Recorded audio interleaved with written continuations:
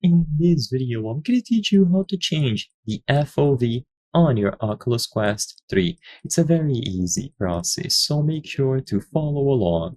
In general, changing the field of view on your Oculus Quest 3 isn't really possible, so there's no direct FOV option that you can just find, change the slider for, and so on.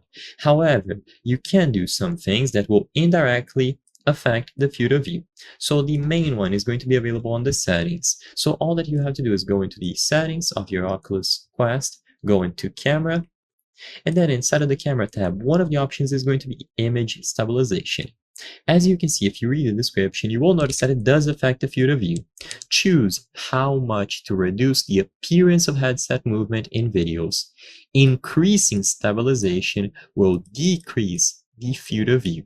So basically, the higher that this option is set to, the lower the FOV will be. So if you set it to off, this is going to give you the highest FOV possible.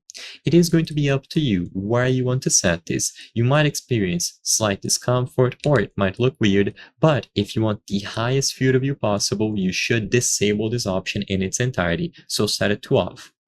Alternatively, try to find an okay middle ground, like low or medium. And, like I said before, this is going to indirectly affect field of view. Now, besides this option, there's not much else to do.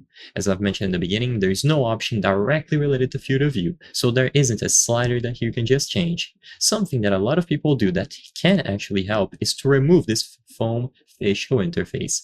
By removing this facial interface that bridges the headset with your face, you can install one of these. So if you look for Bobo VR M3 Pro or any other head strap accessory made by other brands, you will notice that they add a bridge here between the Oculus and your face. This will essentially give you a bigger field of view. You will still have a little bit of the world or the light entering it from the side, as you can see according to this graphic here.